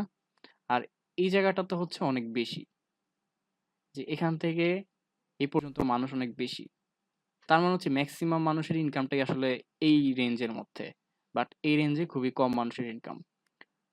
এখন দেখেন আমরা যখন মিন করি বা এভারেজ করি, তো তখন কিন্তু এভারেজটা হচ্ছে এরকম পজিটিভলি স্কিউড ডাটার ক্ষেত্রে মানে সবচেয়ে সামনের দিকে থাকে। তো আমাদের যে কি বলে মাথা পিছু গড় আয় যেটা নির্ণয় করা হয়, সেখানে সমস্যাটাই হচ্ছে এটা, যে আমাদের দেশে ইনইকুয়ালিটি বেশি থাকলেও, মানে বেশি থাকার কারণে, অর্থাৎ দেখা যাচ্ছে অনেক খুব বেশি মানুষ না, মানে অল্প সংখ্যক মানুষের ইনকাম খুব বেশি, তো তারা হচ্ছে এই গ্রাফটাকে টান দিয়ে এরকম করে ফেলে এবং মিনটা তখন আস্তে আস্তে এদিকে যেতে থাকে। তো যত বেশি মানুষ এদিকে থাকবে মিনটাও তত এদিকে সরতে থাকবে। মানে যত বেশি না, মানে এই দাগটা যত বড় হবে, লেজটা যত বড় হবে, মিনটা তত এদিকে সরতে থাকবে। বাট মানুষ কিন্তু বেশিরভাগ এদিকে না, মানুষ কিন্তু বেশিরভাগ এই সাইডটাতে। খেয়াল করছেন আমাদের এইটা হচ্ছে আমাদের দেশের যে মাথা পিছু গড় আয় যে নির্ণয় করা হয় সেটার প্রবলেম। যাই হোক, যেখানে ছিলাম সেটা দেখাই। তো স্কিউনেস মানে হচ্ছে ডেটা কতটুকু স্কিউড সেটা নির্ণয় করার একটা সিস্টেম। তো স্কিউনেসে আমরা ভ্যালু পাই, তো ভ্যালুটা যদি নেগেটিভ হয় তার মানে হচ্ছে সেটা নেগেটিভলি স্কিউড, যে এইটা সবার ডান পাশের গ্রাফটা। তো নেগেটিভলি স্কিউড ডাটার ক্ষেত্রে গ্রাফের যে লেজটা বা টেইল বলা হয়, তো সেটা হচ্ছে এই দিকে বাম দিকে বাঁকানো থাকে বা বাম দিকে বেশি থাকে। আর যদি এটা পজিটিভলি স্কিউড হয় সেক্ষেত্রে লেজটা হচ্ছে ডান দিকে বেশি থাকে। তো বাংলাদেশের ইনকামটা হচ্ছে এই পজিটিভলি স্কিউড। বাট একটা আইডিয়াল ডেটা যদি আমরা চিন্তা করি, যে ডেটাটা খুবই আইডিয়াল, তো সেটা হচ্ছে এরকম সিমেট্রিক। তো সিমেট্রিকের ক্ষেত্রে স্কিউনেসটা হচ্ছে জিরো, স্কিউনেসের ভ্যালুটা থাকবে জিরো। তো এই ভ্যালুটা আমরা কোত্থেকে পাবো? এটা পাবো হচ্ছে আমরা যে ডেসক্রিপটিভ স্ট্যাটিস্টিক্সে নেই, ধরলাম অ্যামাউন্ট বিল্ড, এটা ডেসক্রিপটিভ স্ট্যাটিস্টিক্সের যদি আমরা নজর দিই, আচ্ছা এখান থেকে আসতেছে না, এটা এইভাবে আনতে হবে, অ্যানালাইজ দেন ডেসক্রিপটিভ স্ট্যাটিস্টিক্স দেন ডেসক্রিপটিভস, এখান থেকে অপশনস, দেন এই যে ক্যারেক্টারাইজ পোস্টেরিয়র ডিস্ট্রিবিউশন, যেটা এখান থেকে হচ্ছে কার্টোসিস এবং স্কিউনেস, এই দুটো হচ্ছে সিলেক্ট করে দিতে হবে। সিলেক্ট করে কন্টিনিউ, দেন আমার টার্গেট ভেরিয়েবল যেটা, এটা আমি সিলেক্ট করে রাখলাম, দেন ওকে। এখন আসলে এখানে ওই যে লাস্টের দিকে তাকান, এখানে স্কিউনেসের ভ্যালুটা দেখাচ্ছে যে 0.180, আর কার্টোসিসের ভ্যালু দেখাচ্ছে -1.023। তো স্কিউনেসের ভ্যালুটা যেহেতু জিরোর চেয়ে অল্প একটু বেশি, তার মানে এটা পজিটিভলি স্কিউড। তাহলে এটার গ্রাফটা আসলে কেমন হওয়ার কথা? পজিটিভলি স্কিউড যেহেতু, এটার গ্রাফটা আসলে অনেকটা এরকম হবে। বাট ভ্যালুটা যেহেতু জিরোর চেয়ে খুব একটা বেশি না, সো আমরা ধারণা করতে পারি যে এটা মোটামুটি এরকমই, নর্মালের মতোই। তো ডেটা যখন অনেক বেশি হয়, তখন হচ্ছে আমরা গ্রাফ তৈরি করার মাধ্যমে এরকম শেপ কিরকম সেটা সম্পর্কে একটা আইডিয়া নেই। এটা ছিল স্কিউনেসের বিষয়টা। আর এবার কার্টোসিস। তো কার্টোসিস আমাদের ভ্যালুটা কি ছিল? এখানে আমাদের ভ্যালু আসছে এই যে কার্টোসিস স্ট্যাটিস্টিক, যেটা স্ট্যান্ডার্ড এরর না, কিন্তু কার্টোসিসের জায়গাতে স্ট্যাটিস্টিকের ভ্যালুটা, সেম ভাবে স্কিউনেসের জায়গায় স্ট্যাটিস্টিকের ভ্যালুটা, ঠিক আছে? তো কার্টোসিসের স্ট্যাটিস্টিকের ভ্যালুটা হচ্ছে -1.023। তো মাইনাস হওয়া মানে কি? -1 মানে হচ্ছে ইট ইন্ডিকেটস প্ল্যাটিকার্টিক। তো প্ল্যাটিকার্টিক মানে কি, এটা একটু দেখি। এই যে গ্রাফটার দিকে তাকান সবাই, প্ল্যাটিকার্টিক মানে হচ্ছে এটা খুব বেশি স্প্রেড, মানে এটার ডিসপারশনটা বেশি। আর একটা নর্মাল ডিস্ট্রিবিউশন কি ছিল, বা স্ট্যান্ডার্ড, যেটা আমরা একটু আগে যেটা দেখছিলাম, যে স্ট্যান্ডার্ড হচ্ছে এটা। তো স্ট্যান্ডার্ডের সাথে যদি আমরা কম্পেয়ার করি, প্ল্যাটিকার্টিকটা হচ্ছে স্ট্যান্ডার্ড হচ্ছে বেশি ছড়ানো, মাঝখানেরটা হচ্ছে সেই স্ট্যান্ডার্ড ডিস্ট্রিবিউশন কিংবা নর্মাল ডিস্ট্রিবিউশন যদি বলি। আর লেপ্টোকার্টিক মানে হচ্ছে নর্মালের চেয়ে উপরে থাকবে। আমার কথা কি শুনতে সমস্যা হচ্ছে কারোর? হ্যালো? না ভাই, ক্লিয়ার আছে। আচ্ছা আচ্ছা আচ্ছা, মাঝে মাঝে শব্দ করেন, নইলে মনে হয় বুঝবো না যে আমি আছি কি নাই। ঠিক আছে, আচ্ছা। তো ল্যাপ্টোকার্টিক মানে হচ্ছে, আচ্ছা আচ্ছা, তো ল্যাপ্টোকার্টিক মানে হচ্ছে যে এদের মাঝে এই যে পিক ভ্যালুটা, বা কি বলতেছি, ল্যাপ্টোকার্টিক মানে হচ্ছে যে এইখানে এই নর্মালের চেয়ে অনেক বেশি থাকবে, উপরের দিকে থাকবে, মানে ছড়ানো কম থাকবে। যদি যে এই জায়গাটা যদি খেয়াল করেন, এটা কিন্তু এইভাবে উপরে উঠছে, আবার এইভাবে নিচে নামছে।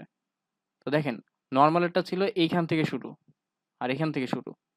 আর প্লাটিকার্টিকেরটা দেখেন, সরি, লেপ্টোকার্টিকেরটা দেখেন এখান থেকে শুরু হয়েছে।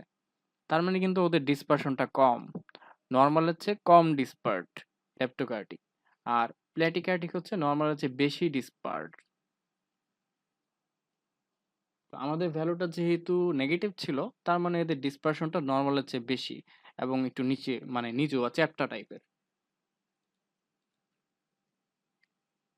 তো আমাদের ডেটা ইন্টারপ্রেট করতে গেলে কি হবে? যেহেতু -1.023, তার মানে হচ্ছে আমাদের ডেটার শেপটা প্ল্যাটিকার্টিক। আর কি আছে? আর কিছু না। তাহলে এই বিষয়, এইগুলো আমরা কোত্থেকে পাবো? এই যে এইগুলো আমরা কোত্থেকে পাবো? এগুলো পাওয়ার জন্য একটাই ওয়ে আছে, সেটা হচ্ছে এই মাত্র যেভাবে বের করলাম, এমন বিল্ডেরটা বের করছি। তো আমরা এখন কয়েকটা একসাথে বের করি। তো কয়েকটা একসাথে বের করার জন্য আমি অ্যানালাইজে যাচ্ছি, সেখান থেকে ডেসক্রিপটিভ স্ট্যাটিস্টিক্স, দেন ডেসক্রিপটিভস, ঠিক আছে? এখানে ক্লিক করি, দেন এই যে আমি চাচ্ছি কল রেটেডটা এবং আওয়ার্স লকড, এই তিনটা ভেরিয়েবলের ডেসক্রিপটিভ মেথডস আমরা এখন বের করব। তো এই জন্য আমি তিনটা এখন সিলেক্ট করলাম, করে অপশনসে যাই। এখান থেকে আমাকে টিক মার্ক দিয়ে দিতে হবে যে আমার টার্গেট কি কি নেওয়া। আমি যদি মিন চাই, মিন দিব, দেন সাম, স্ট্যান্ডার্ড ডিভিয়েশন, এটা হচ্ছে কতটুকু ডিসপার্স সেটা দেখার জন্য, দেন মিনিমাম, ম্যাক্সিমাম, ভ্যারিয়েন্স। তো আমি যেহেতু স্ট্যান্ডার্ড ডিভিয়েশনটা সিলেক্ট করে দিছি, ভ্যারিয়েন্সটা আলাদাভাবে দেখার দরকার নাই। কারণ ভ্যারিয়েন্সটা আসলে এসেনশিয়ালি স্ট্যান্ডার্ড ডিভিয়েশনের স্কোয়ার করলেই বের হয়ে যায়। বা এভাবে চিন্তা করি যে ধরলাম 4 একটা ভ্যালু আসছে, তো 4 এর স্কোয়ার যদি করেন কত আসছে 16, তো সেই 16টা হচ্ছে ভেরিয়েন্স দেখাবে। তো আলাদা করে দুইটা দেখার দরকার নাই, যে কোনো একটা দেখলেই হবে। তো আপনি যখন রিপোর্ট করবেন কোনো একটা ভেরিয়েবল সম্পর্কে, তখন যে কোনো একটা বললেই হবে। আপনি স্ট্যান্ডার্ড ডিভিয়েশন এত বললেও হবে, কিংবা ভেরিয়েন্স এত বললেও হবে। তারপর হচ্ছে রেঞ্জ, এইটাও সিলেক্ট করে দিলাম। কার্টোসিস, কিউনেস, তো এই সব কিছু আমি সিলেক্ট করে রাখলাম। দেন কন্টিনিউ, দেন ওকে, চলে আসছে। এখানে দেখতে পাচ্ছি যে আমাদের টোটাল অবজারভেশন হচ্ছে 33টা, তো সবগুলো ভেরিয়েবলে 33টা করে দেখাচ্ছে। অ্যামাউন্ট বিল্ডে রেঞ্জ দেখাচ্ছে হচ্ছে 553.75। তো রেঞ্জ মানে কি? রেঞ্জ মানে হচ্ছে ম্যাক্সিমাম ভ্যালু আর মিনিমাম ভ্যালুর মাঝে ডিফারেন্স কত সেটা। তো এখানে ম্যাক্সিমাম হচ্ছে 991.25, মিনিমাম হচ্ছে 37.50। এই দুইটার ডিফারেন্সই হচ্ছে রেঞ্জ। সাম হচ্ছে এত, মিন স্ট্যাটিস্টিক হচ্ছে 272.99, তারপর স্ট্যান্ডার্ড ডিভিয়েশন স্ট্যাটিস্টিক মানে স্ট্যান্ডার্ড ডিভিয়েশন কত সেটা, তারপর স্কিউনেস হচ্ছে 1.180, স্ট্যাটিস্টিক সরি কার্টোসিস ভ্যালু হচ্ছে -1.023।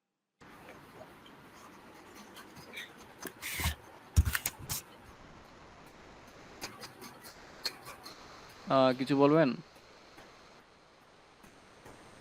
মনীষা বিশ্বাস। আচ্ছা,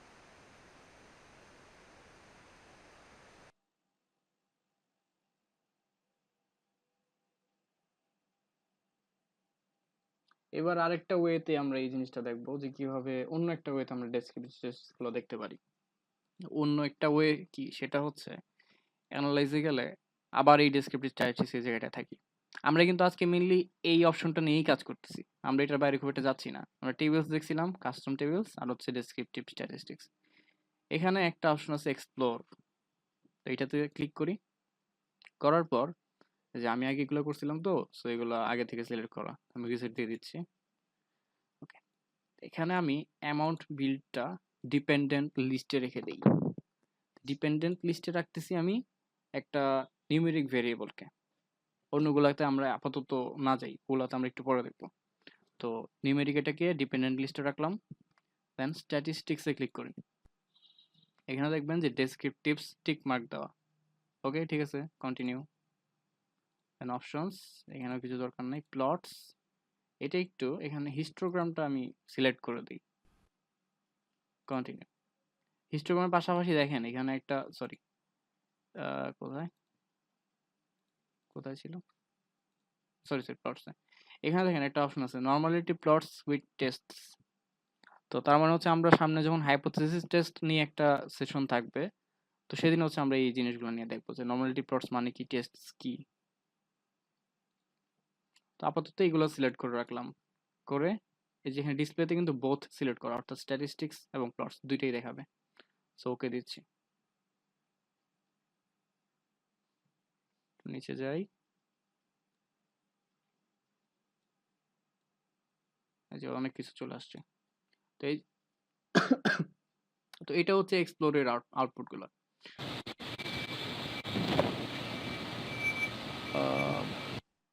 আচ্ছা, এখানে হচ্ছে এক্সপ্লোরের আউটপুটটা, এবং এক্সপ্লোরের আউটপুটটা মোটামুটি আগেরটা হচ্ছে একটু সুন্দর।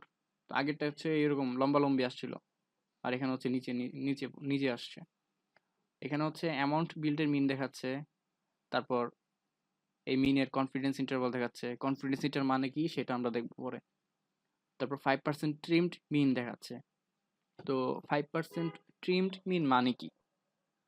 তো এটা মানে হচ্ছে যে আমাদের ডেটাটাকে যদি আমরা অ্যাসেন্ডিং কিংবা ডিসেন্ডিং অর্ডারে সাজাই, সাজানোর পর টপ 5 টপ 2.5% এবং বিলো 2.5% বা নিচের 2.5%, এগুলোকে যদি আমরা বাদ দিয়ে দিই, তারপর যে ডেটাগুলো পাবো সেগুলোর মিন হচ্ছে এই 269.1604। তো 5% আসছে হচ্ছে ওই উপরের 2.5% আর নিচের 2.5% যোগ করি আসলে। এটা কি ক্লিয়ার? ট্রিম মিন এর বিষয়টা ক্লিয়ার? কারো প্রশ্ন আছে এটা নিয়ে? জি ক্লিয়ার। আচ্ছা। তো তারপরে দেখতেছি মিডিয়ান। আচ্ছা, ট্রিমড মিনটা কখন দরকার হয় সেটাও একটু বলি। আমাদের ডেটাতে যদি আউটলায়ার্স থাকে, যেমন একটু আগেই বলছিলাম যে আহ, আমাদের দেশের ইনকাম ইনকাম ধরলাম 5 লাখ 10 লাখ টাকা। তো 5 লাখ 10 লাখ টাকা তো খুব বেশি মানুষ ইনকাম করে না, অল্প সংখ্যক মানুষ। তো অল্প সংখ্যক মানুষের ইনকামটা যদি আমাদের এই গড় যখন ক্যালকুলেট করি সেখানে নিয়ে চলে আসি, তখন দেখা যাচ্ছে যে আমাদের এভারেজটা একটু মানে ওদের ওদের দ্বারা একটু প্রভাবিত হচ্ছে। অ্যারিথমেটিক মিন কিন্তু এরকম ইনফ্লুয়েন্সিয়াল অবজারভেশন দ্বারা থাকে বা তাদের দ্বারা হচ্ছে একটু প্রভাবিত হয়। তো সেক্ষেত্রে আমরা এই ট্রিমড মিনটা ইউজ করতে পারি ওই ধরনের অবজারভেশন বাদ দেওয়ার জন্য। তো সাধারণত এটা একটা মানে স্ট্যান্ডার্ড ধরে নেয় 5%। অনেকে হচ্ছে কমও ইউজ করে, বেশিও ইউজ করে, বাট 5% ইউজ করাটাই স্ট্যান্ডার্ড। দেখেন এখানে আমাদের অ্যাকচুয়াল মিন যেটা ছিল সেটা হচ্ছে 272.9924। বাট আমরা যখন হায়ার হায়ার 2.5% এবং লোয়ার 2.5% বাদ দিয়ে দিছি, তখন আমাদের মিনটা হয়ে গেছে 269.1604। তো তার মানে একটু কমে গেছে। কমে গেছে মানে কি, যে আমাদের ডাটাতে হয়তো হায়ার ভ্যালু একটু বেশি ছিল, সেখানে ইনফ্লুয়েন্সিয়াল কিছু অবজারভেশন ছিল। আচ্ছা, তার বাংলাদেশের মাথাপিছু ইনকামের জন্য কি পরিমাণ মিন ট্রিম করে এটার জানা আছে? আসলে করে কি না আমি সেটাও জানি না, কারণ আমাদের এখানে ক্যালকুলেশন গুলো খুব একটা স্বচ্ছ না। স্বচ্ছতার সাথে কাজগুলো তো মানে সবকিছুই সবাই জানতে পারতো। আমাদের যে ইকোনমিক যে বিষয়গুলো আছে, যেমন জিনি ভাইয়া আমার কোএফিসিয়েন্ট। আমার একটা প্রশ্ন ছিল ভাইয়া। হ্যাঁ ভাইয়া বলেন। ভাইয়া আপনি যে রিসেটের ব্যাপারটা বললেন, তো প্রত্যেকবার ভেরিয়েবলের হিসাবটা করার পর কি প্রত্যেকটা নতুন নতুন করে যখন আমরা এই হিসাবটা করব, মেইন সমাধানটা বের করব, তখন কি প্রতিটার বেলায় এভাবে রিসেট দিয়ে নিতে হবে নতুন করে আসার পরে? এটা ডিপেন্ড করতেছে, যেমন দেখেন আমি যদি এখন ক্রস স্টেপসটা ওপেন করে দেখবো যে রোতে Q1, কলামসে কলফর্ম ইয়েস এগুলো ইয়েস। অলরেডি চলে আসছে। তো আমি যদি এখন অন্য কিছু আনতে চাই, যে ধরলাম Q1 এর জায়গায় Q2 নিব, আমাকে তো হয় এইভাবে এটাকে বাদ দিয়ে এখানে নিয়ে আসতে হবে, অথবা রিসেট করলে সবকিছু আগের মতো হয়ে যাবে। এবং রিসেটের বিষয়ে মাথায় রাখবেন যে আপনি যদি এই যে এই যে অপশনগুলো ছিল, স্ট্যাটিস্টিক্স এর ভিতরে অনেকগুলো অপশন ছিল, আপনি যদি আগের বার যখন অ্যানালাইসিস করছেন তখন যদি এখানে কোনো একটা এরকম টিক মার্ক দিয়ে রাখতেন, সেটাও কিন্তু চলে যাবে। ঠিক আছে? তো এটা ডিপেন্ড করতেছে আপনি কি কাজ করতে চাচ্ছেন। যেমন আমি যদি এখন জাস্ট আরেকবার দেখাই, আমি যদি এখন চলে গেছে। আচ্ছা, মনে করি একটু আগে যেটা দেখাইছিলাম Q1টা আমি এখান থেকে সরাইছিলাম, এরকম এরকম কিছু একটা ছিল মনে করি। তো আমার টার্গেট যদি জাস্ট একটা চেঞ্জ করে অন্যটা ঢুকানো হয়, তো আমার তো তখন রিসেট দেওয়ার কোনো দরকার নাই, তাই না? হ্যাঁ হ্যাঁ ভাইয়া, আমি আরেকটু বিরক্ত করি, সেটা হলো মানে আমার কথা হলো আমি কাজটা করলাম, করার পরে এটাকে আমি রিসেট দিয়ে বের হয়ে যাব নাকি অটোমেটিক আর যে কাজটা করব এই কাজটা করার পরে এটা সমাধানটা কি ভিতরে থেকে যাবে? এটা কি ধরেন থেকে আপনি যাবে অন্য যাতে কারো আমি কম্পিউটারে, ইয়াতে এমএস ওয়ার্ডে নিয়ে যাতে আমি এটা আমার একটা রেকর্ডটা যাতে আমি ওখানে পাবলিশ করতে পারি? আমি আপনার কোয়েশ্চেনটা বুঝি নাই, বাট আমি ও একটু আচ্ছা আচ্ছা, ঠিক আছে। আমি একটু পরে ভাইয়া ব্যাক আমি করতেছি রিপিট বিষয়টা করছি। নিয়ে। আচ্ছা ও আমি এখনই দেখাবো, কারণ আমার এই অ্যানালাইসিসের বা আজকে ডেসক্রিপটিভ অ্যানালাইসিসের বিষয়গুলো শেষ। আমি এখন আউটপুটে চলে যাব, তখনই হয়তো একটু ক্লিয়ার হবেন যে আসলে ওকে ওইখানে কাজ হয় কিনা। ওকে, থ্যাংক ইউ। তো দেখেন আমার আউটপুটের টেবিল, এগুলো কিন্তু একটা টেবিল, এটা কিন্তু একটা টেবিল, এগুলো কিন্তু একটা টেবিল। টেবিলের সবচেয়ে ভালো উদাহরণ হচ্ছে এই যে এটা কিন্তু একটা টেবিল, ঠিক আছে? তো এই টেবিলটা এখানে যেরকম ফরম্যাটে দেখাচ্ছে, আমরা কিন্তু চাইলে এই ফরম্যাটটা চেঞ্জ করতে পারবো। যদিও টেবিল পরবর্তীতে ওয়ার্ড ফাইলে নিয়ে চেঞ্জ করা যাবে, বাট আপনাদের নিজস্ব প্রেফারেন্স থাকতেই পারে, তো সেক্ষেত্রে সেটাও চেঞ্জ করা যাবে। তো চেঞ্জ করার জন্য এই এডিটে যাবেন, সেখান থেকে অপশনসে যাবেন। অপশনসটা হচ্ছে এসেনশিয়ালি আপনাদের মোবাইলের সেটিংস। তো সেই সেটিংসটা হচ্ছে এই অপশনস। ওইখানে দেখবেন যে অনেকগুলো জিনিস আছে, জেনারেল আছে, তারপর ল্যাঙ্গুয়েজ আছে। জেনারেলে দেখেন ভেরিয়েবল লিস্ট। আমরা যখন যে ডায়ালগ বক্স ওপেন করি, তখন তো আমাদের লেভেলস দেখায়। তো আমি যদি শুধু ভেরিয়েবলসের নেমসগুলো আগে দেখতে চাই, যেমন আমি কিন্তু কাজ করার পর দেখা গেছে যে বারবার এরকম যখন করি, তখন এই যে আমাকে লেভেলসগুলো দেখাচ্ছে। তো আপনি যদি চান যে বাই ডিফল্টই ভেরিয়েবলসগুলো থাকুক, তো সরি, তো সেক্ষেত্রে ওই এডিটে গিয়ে, তো আপনার যে এসপিএসএস আছে ইনস্টল করা, সেখানে গিয়ে এই জেনারেল অপশন থেকে ভেরিয়েবল নেমসটা আপনি সিলেক্ট করে দিতে পারেন, সিলেক্ট করে অ্যাপ্লাই করে দেবেন। ওকে, পরের বার যখন আপনি ডায়ালগ বক্সটা ওপেন করবেন দেখবেন যে আপনাদের শুধু ভেরিয়েবল নেমটা দেখাচ্ছে, লেভেলসটা দেখাবে না। তো লেভেলসটা দেখার জন্য তখন হচ্ছে এই রাইট বাটন ক্লিক করে ডিসপ্লে ভেরিয়েবল লেভেলস সেটা দিতে হবে। আরেকবার যাই অপশনসে, যেটা দেখানোর জন্য এখানে আসছিলাম সেটা হচ্ছে আপনি একটু এক্সপ্লোর করবেন যে এখানে কি কি আছে, জাস্ট দেখবেন কি কি আছে, জিনিসগুলো কি, মাঝে মাঝে ভুল করবেন, ভুল করে করে শিখবেন। এখানে পিভট টেবিলস নামে যে জিনিসটা আছে সেটাই আমার এখন টার্গেট। তো বাই ডিফল্ট হয়তো আপনাদের ক্লাসিক ডিফল্ট কিংবা সিস্টেম ডিফল্ট এরকম কিছু একটা আছে, সিস্টেম ডিফল্ট থাকতে পারে।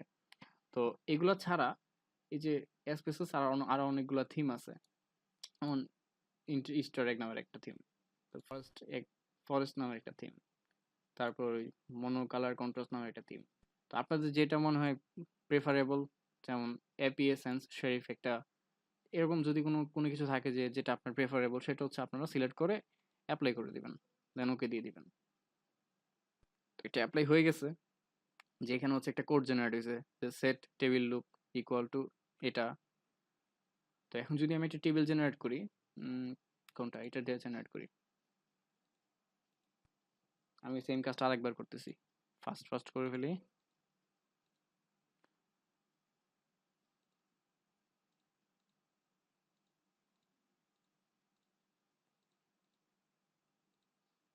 ওকে, এই যে দেখেন টেবিলটা এখন কেমন দেখাচ্ছে, মানে একটু আগে একটু সুন্দর ছিল, এখনটা আমার কাছে সুন্দর লাগতেছে না। তো আমি আবার আগের টেবিলটা ব্যাক করব, আগের টেবিলটা ব্যাক করি, এডিট, অপশনস। সো আমি ক্লাসিক সরি সিস্টেম ডিফল্ট যেটা সেটা ইউজ করতে চাচ্ছি, সো আমি সেটা সিলেক্ট করে অ্যাপ্লাই দিচ্ছি। ওকে, আমি যদি আবার টেবিলটা রান দিই, ওকে, টেবিলটা এখন সুন্দর দেখাচ্ছে, আমার কাছে এটা ভালো লাগে তো আমি এটা দিয়ে রাখছি। তো আপনাদের জন্য অন্য কিছু ভালো লাগে তো আপনারা সেটা দিবেন। এবার দেখবো হচ্ছে কিভাবে এই যে এতক্ষণ ধরে যা যা করলাম গত 1 ঘন্টা ধরে, একদম শুরু থেকে 1 ঘন্টা ধরে অনেক কিছু রান দিছি, অনেক কিছু অ্যানালাইসিস করলাম, সেগুলো আবার এখানে দেখা যাবে।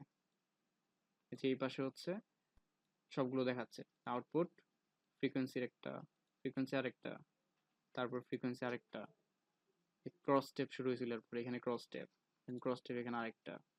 এখান থেকেও নেভিগেট করা যাবে, এভাবেও নেভিগেট করা যাবে, এখান থেকেও নেভিগেট করা যাবে।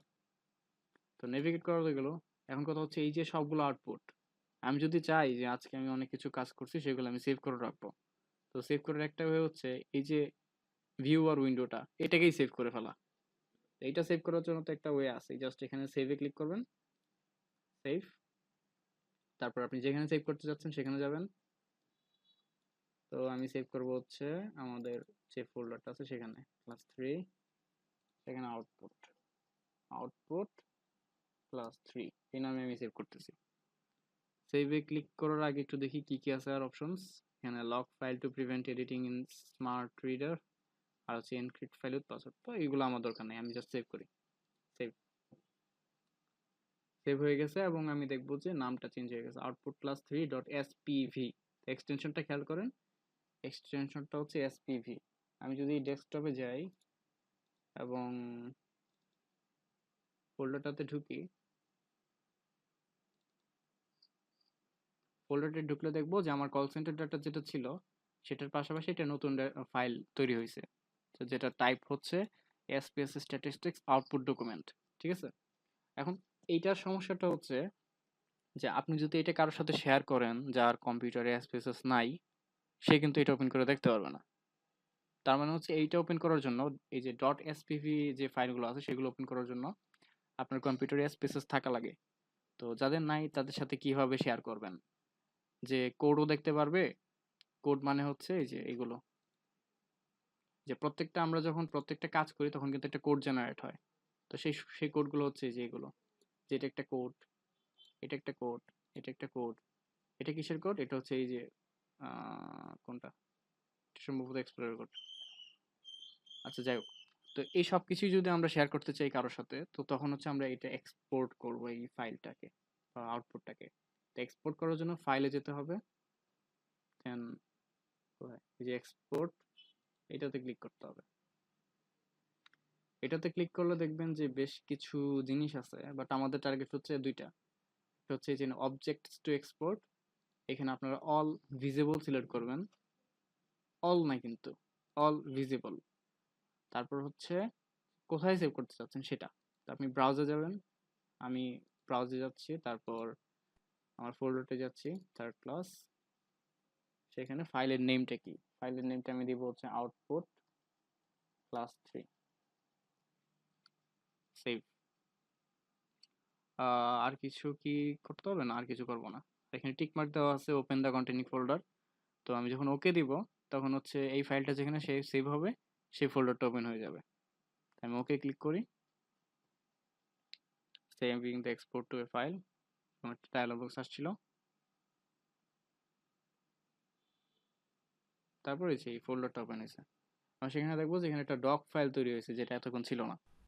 তো যদি এখন এটা ওপেন করেন, ওপেন করতেছি,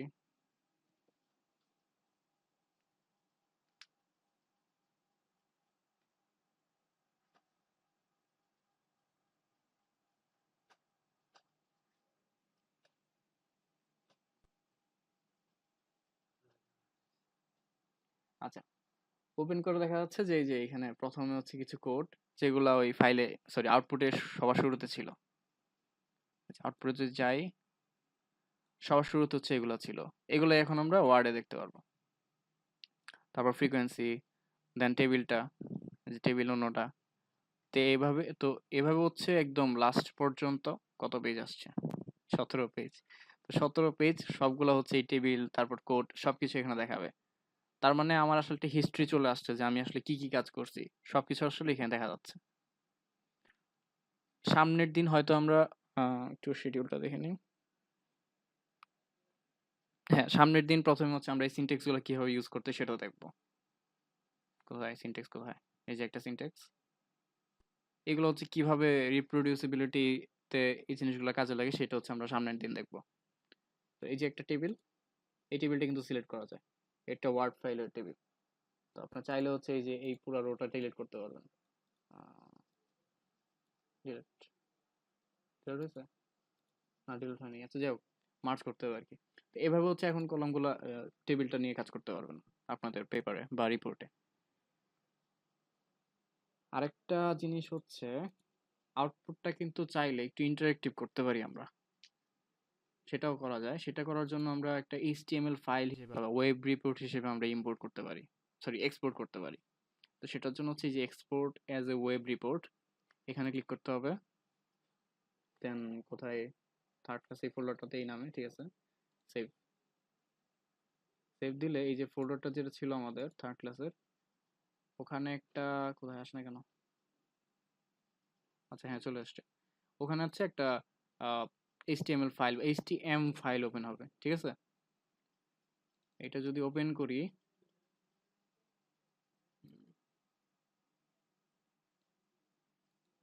স্ক্রিন দেখা যাচ্ছে তো, হ্যালো,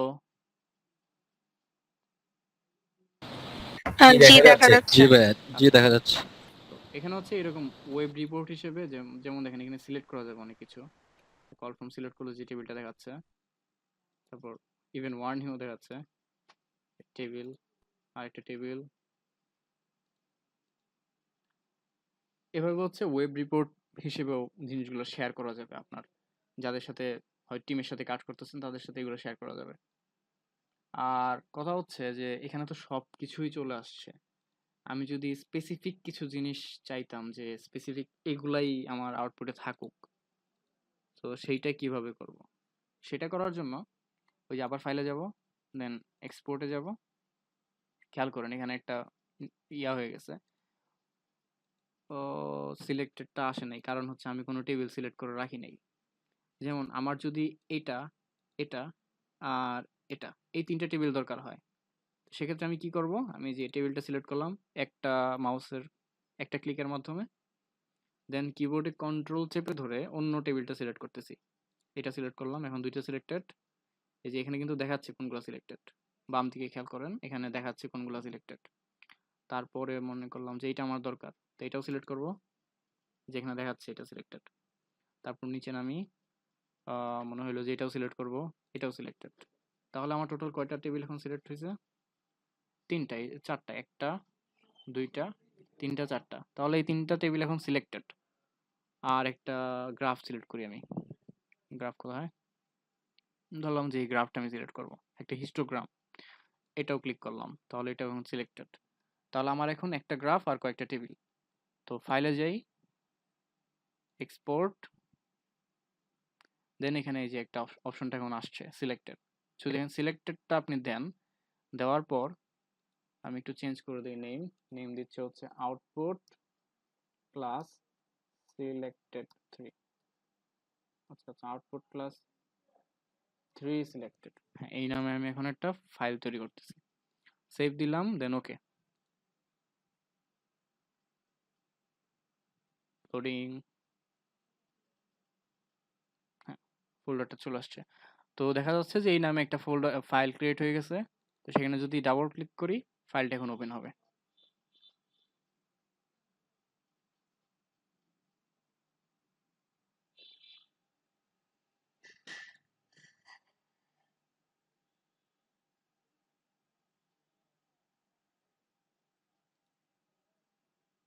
সো দেখি এখন সব ঠিক আছে কিনা। 1 2 3 চারটা টেবিল এবং একটা প্লট সব চলে আসছে। এবং প্লটটা কিন্তু ইন্টারেক্টিভ না। আমি প্লট ইন্টারেক্টিভের বিষয়টা বলি। আমি যদি আরেকবার যাই এখানে, এই যে এটাকে যদি আমি এখন এইভাবে কপি করি, রাইট বাটন ক্লিক, দেন কোথায় গেল? Copy as, wait a minute, আচ্ছা এই যে এখানে copy as Microsoft Office graphics object.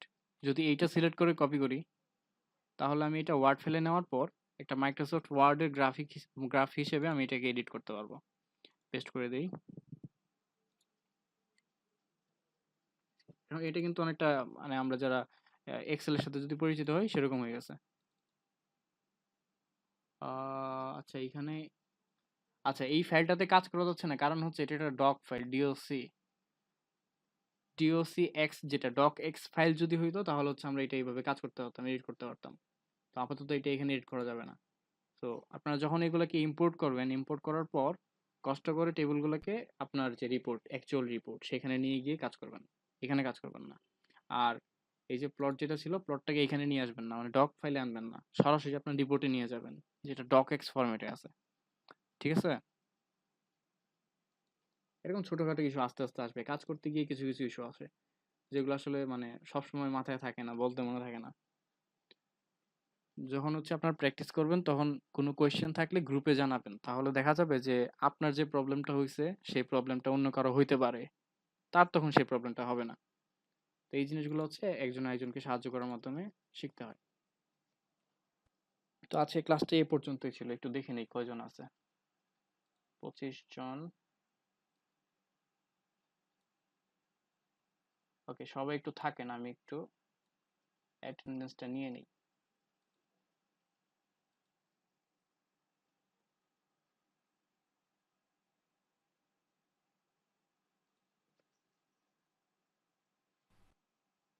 আজকের ক্লাসে কোনো কোয়েশ্চেন আছে? আচ্ছা, আহ, একটা ভাইয়া যে কোয়েশ্চেন করছিলেন একটু এখন বলবেন আরেকবার। হ্যাঁ হ্যাঁ ভাই, বলছি। হ্যাঁ বলুন। সেটা হলো আমি বলতেছি, ধরেন যেটা আমরা রেকর্ড করলাম, আমার এই মুড বলেন বা মিডিয়ান বলেন, এগুলোতে আমি কাজ করতেছি, কাজ করাকালীন আমি যদি আরেকটা কাজে যাই, মানে আরেকটা স্টেপে যেতে চাই, তখন কি আমার এটাকে অটোমেটিক রিসেট দিলে কি আমার আগের রেকর্ডটা আগের রেকর্ডটা কি কেটে যাবে? মনে করেন যে আপনি এটা করতেছেন, ডেসক্রিপটিভ মেজার বের করতেছেন আওয়ার্স লগডের জন্য, অ্যামাউন্ট বিল্ডের জন্য। তো আপনার টার্গেট কি? ধরেন ওকে করলেন, এই যে করার পর এগুলো আসলো, হ্যাঁ এখন কি করবেন? হ্যাঁ, এখন হ্যাঁ আমি তো আমার রিপোর্টটা পাইলাম, এখন এটা কি করব একটু দেখান প্লিজ আবার। এখন এটাকে কি করতে চাচ্ছেন?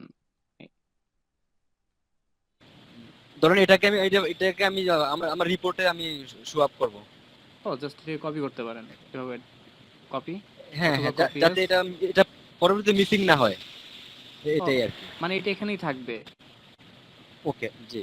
জাস্ট আপনি সেভ করে নাম দিবেন, সেভ ওই যে আমি যেভাবে আউটপুটটা সেভ আচ্ছা, করলাম না, সেভ করে দিবেন জাস্ট, তাহলেই হবে। এটা আগের গুলো যেগুলো ছিল ওকে সেগুলোর সাথে সেভ হয়ে যাবে, মানে ওগুলোর উপরে সেভ হবে, কোনো কিছু রিপ্লেস হবে না, জাস্ট একটার পর একটা অ্যাড হইতে থাকবে। ওকে ওকে, দ্যাট ওয়াজ মাই কোশ্চেন, আচ্ছা আই আচ্ছা, গট তো আনসার, মনে করেন থ্যাংক ইউ। আপনি বছরের জানুয়ারি মাসে একটা কাজ করছেন, ঠিক আছে? তো আপনার জানুয়ারি মাসে কাজ করার পরে এই কোডগুলো জেনারেট হয়েছিল, দেন এই আউটপুটগুলো আসছিল, আপনি ফাইলটা সেভ করে রাখছেন। জুন মাসে গিয়ে আপনি আরেকটা কাজ করছেন এই ফাইলটার উপরেই, মানে আউটপুট এটা ওপেন করছেন, ডাটা একটা ওপেন করছেন, আউটপুটগুলো এখানে আসতেছে। তো একটার পর একটা স্ট্যাক হইতে থাকবে যখন আপনি সেম আউটপুটটার উপরে কাজ করতেছেন। থ্যাংক ইউ ভাই, থ্যাংক ইউ। আচ্ছা, না এটা সামনের দিন, যে আমরা সামনের দিন সিটনেক্স নিয়ে কাজ করবো, তো সেই দিন হচ্ছে এই বিষয়গুলো ক্লিয়ার হয়ে যাবেন, যে আপনার কোনো কিছুই হারাবে না আসলে। আপনি এই কাজটা 10 বছর পরেও সেম ভাবে রেপ্লিকেট করতে পারবেন। এই রেপ্লিকেশনের জন্যই আসলে মানে এসপিএসএস কিংবা যে কোনো প্রোগ্রামিং ল্যাঙ্গুয়েজগুলো মানুষ বেশি ইউজ করে। এক্সেল, মানে এক্সেলের বদলে, কারণ এক্সেল কিন্তু খুব ইজি একটা জিনিস, বাট এক্সেল কেন ইউজ করে না? কারণ হচ্ছে রেপ্লিকেবিলিটিটা নাই। জি জি ভাই। আচ্ছা, আর এক এক কয়েক সেকেন্ড একটু ওয়েট করেন, আমি অ্যাটেন্ডেন্সটা নিয়ে নেই।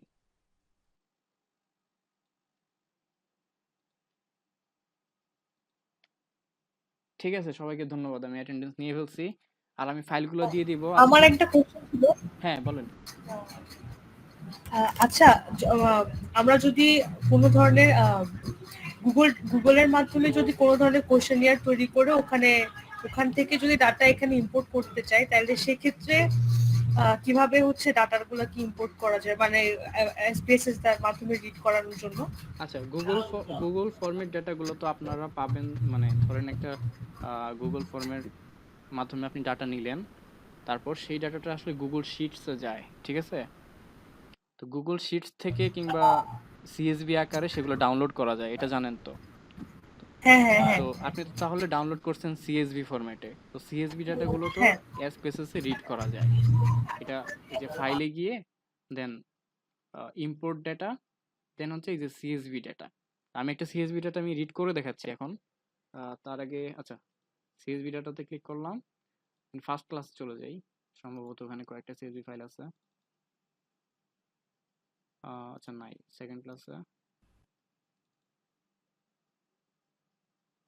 সিএসভি কোথায়?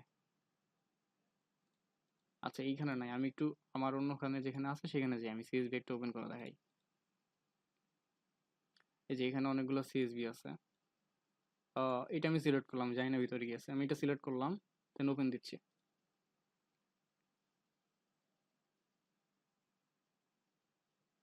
এই যে এখানে আমাকে দেখাচ্ছে যে ভিতরে কি আছে। সিএসভি মানে হচ্ছে কমা কমা সেপারেটেড ভ্যালুস, ঠিক আছে? তার মানে এখানে একটা একটা রো হচ্ছে এক একটা আইটেম বা অবজারভেশনস, প্রত্যেকটা অবজারভেশন হচ্ছে কমা দ্বারা এক একটা ভেরিয়েবলের ভ্যালু আলাদা করা থাকে, এটা হচ্ছে সিএসবির মানে সিস্টেমটা। তো এখানে দেখতে পাচ্ছি যে এরকম অনেকগুলো রো আছে, নিচে নামলে অনেক মনে হয় শখানেক রো আছে। তো এখানে নিচে দেখেন first line contents variable names, এটা সিলেক্ট করে দিতে হবে, কারণ আমার প্রথম যে লাইনটা ছিল সেটা তো ভেরিয়েবলের নেমগুলো ডিফাইন করতেছে। আর তারপর হচ্ছে remove leading spaces from string values, তো এরকম কোনো সমস্যা আমার নাই।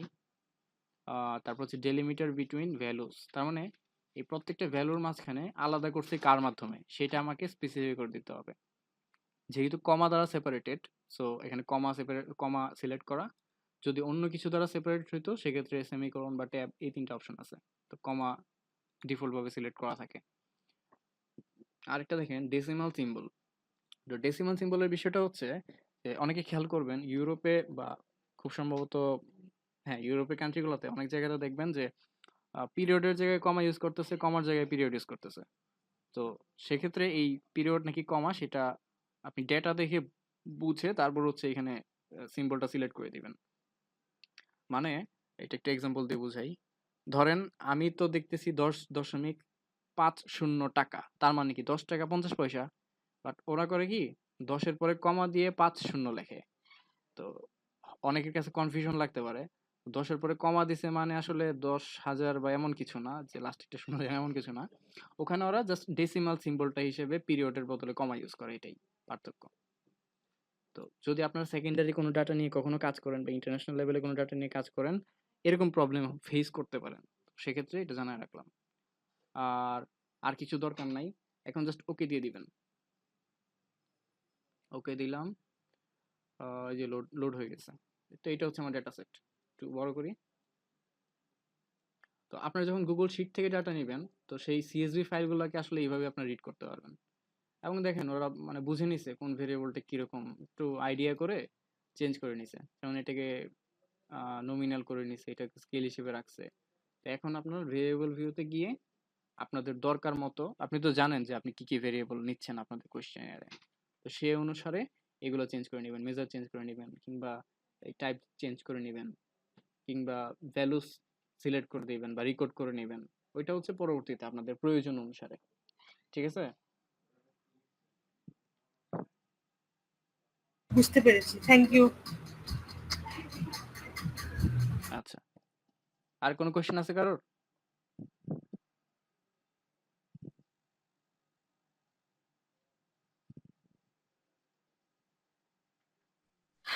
আহ আচ্ছা, বলেছিলেন যে হচ্ছে ওই প্রজেক্টের ব্যাপারে কিছু কথা ছিল, তো ওই ব্যাপারে। ও আচ্ছা, প্রজেক্টে আমি সাজাইতে পারি নাই, কারণ হচ্ছে তাকবীর ভাই একটু ব্যস্ত ছিল। তো তো ওই জন্য হচ্ছে আমি প্রজেক্টের ফাইলগুলো রেডি না করে ওই ইমেল লেখা এগুলো করতে একটু টাইম দিছিলাম ক্লাস শুরুর আগের 1 ঘন্টা। তো আমি এখন এগুলো রেডি করে আপনাদেরকে গ্রুপে দিয়ে দিব। ভালো মতো ডিরেকশন দিব, কঠিন কিছু না, আপনারা পারবেন। গত 3 দিন ক্লাসে যা যা ছিল সেগুলাই জাস্ট একটু মানে প্র্যাকটিস করবেন। প্র্যাকটিস করার জন্য প্রজেক্ট দেওয়া হচ্ছে। আমি দিয়ে দিব, সেটা বুঝতে পারবেন, আমার এখানে বলার কোনো সমস্যা নাই।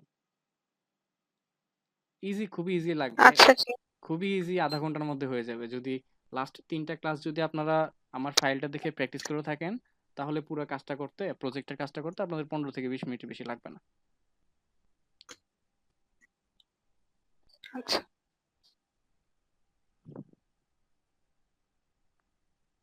আর প্রজেক্টের ডেডলাইন হচ্ছে আরো 3 ক্লাস পরে, মানে হচ্ছে 1 সপ্তাহ পরে। সো 1 সপ্তাহ টাইম যথেষ্ট আমার মনে হয়। তো এই উইকেন্ডে হয়তো করে ফেলতে পারবেন। কালকে তো শুক্রবার না, কালকেই হয়তো অনেকে শেষ হয়ে যাবে। আমি যেহেতু আজকে দিয়ে দিব ফাইলগুলো। ঠিক আছে, আর কোনো কোয়েশ্চেন আছে কারোর?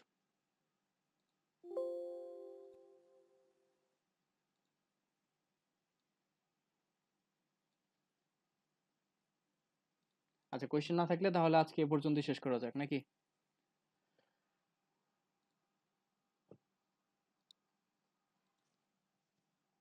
ওকে, থ্যাংক ইউ। আমি রেকর্ড